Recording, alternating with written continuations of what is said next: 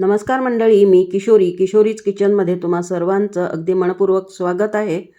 आज आपण अत्यंत पौष्टिक, अत्यंत हेल्दी असे सोया ग्रॅन्युअल्सचे थालीपीठ आणि ह्यामध्ये प्रोटीनसुद्धा भरपूर प्रमाणात आहेत आणि त्यामध्ये मी भरपूर भाज्यांचासुद्धा वापर केलेला आहे. तर हे सोया ग्रॅन्युअलचे थालीपीठ कसे करायचे हे आता आपण बघूयात. तर त्यासाठी मी इथे एक मोठी वाटी सोया ग्रॅन्युअल घेतले आहेत. जर तुमच्याकडे अशा प्रकारचे सोया ग्रॅन्युअल्स नसतील तर ज्या सोयाबीनच्या वड्या असतात, सोया चंक्स असतात, तर ते सुद्धा घेतले तरीही चालेल. तर एका भांड्यामध्ये मी पाणी गरम करायला ठेवलेलं होतं आणि थोडं मीठ सुद्धा घातलेलं होतं. पाणी गरम झाल्यानंतर त्यामध्ये सोया ग्रॅन्युअल घालून घेतले आणि 10 मिनिटं हे मुरू द्यायचे आहेत, म्हणजे सॉफ्ट होतात. त्यानंतर मग मी त्यामधलं संपूर्ण पाणी काढून घेतलं आहे आणि 2 ते 3 पाण्याने स्वच्छ धुवून घेतले आणि ह्या सोया ग्रॅन्युअलमधलं संपूर्ण पाणी काढून घेतलेलं आहे. थालीपीठ करत आहे तर त्यामुळे भरपूर भाज्यासुद्धा पाहिजे आहेत. तर त्यामध्ये मी हिरवी, पिवळी आणि लाल सिमला मिरची घेतलेली आहे, पानकोबी घेतली आहे, 1 टोमॅटो, 1 कांदा, 2 हिरव्या मिरच्या आणि 1 छोटा पातीचा कांदासुद्धा घेतलेला आहे. तर सर्व भाज्या ज्या आहेत त्या मी अगदी बारीक चिरून घेणार आहे. तर त्यासाठी इथे मी चॉपरचा वापर करत आहे. भाज्यांचे असे मोठे मोठे तुकडे करून घेतले आहेत आणि ह्या चॉपरमधनं मी अगदी बारीक अशा ह्या भाज्या चिरून घेणार आहे.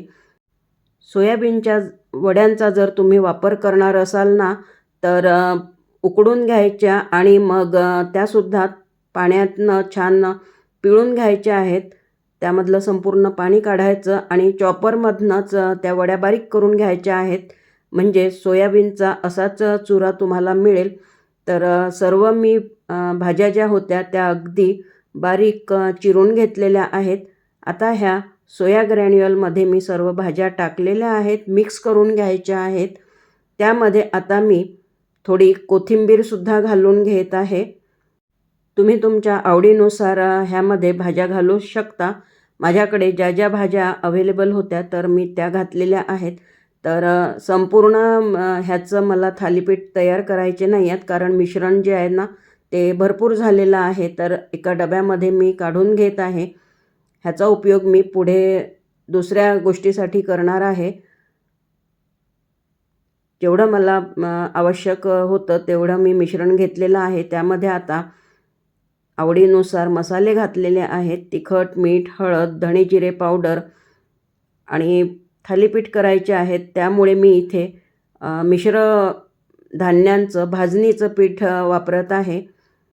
मिश्र धान्यांचं भाजणीचं पीठ जर नसेल तर तुम्ही साधी कणिक वापरली तरीही चालेल, पण माझ्याकडे हे होतं आणि थालीपीठसुद्धा खूप पौष्टिक होतात. अशा प्रकारचे थालीपीठ तुम्ही मुलांना टिफिनलासुद्धा देऊ शकता किंवा सकाळच्या नाश्त्यालासुद्धा करू शकता. अत्यंत पौष्टिक असे हे थालीपीठ तयार होतात. सर्व मिश्रण छान मी मिक्स करून घेतलं आहे आणि आता मी गरजेनुसार ह्यामध्ये पाणी घालून पुन्हा हे मिश्रण जे आहे ना तर ते भिजवून घेत आहे. थालीपीठाला ज्याप्रमाणे मिश्रण लागते, पीठ लागते, तर त्यानुसारच आता मी हे पीठ भिजवून घेतलेलं आहे.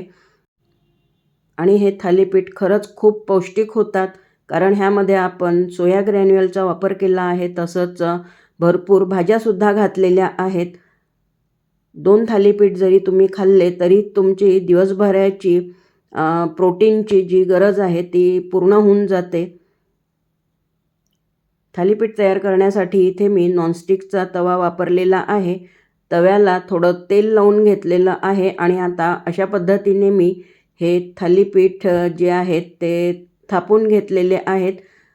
गरज असेल तर थोडं पाणी लावायचं आणि थालीपीठ जे आहेत ते तयार करून घ्यायचे.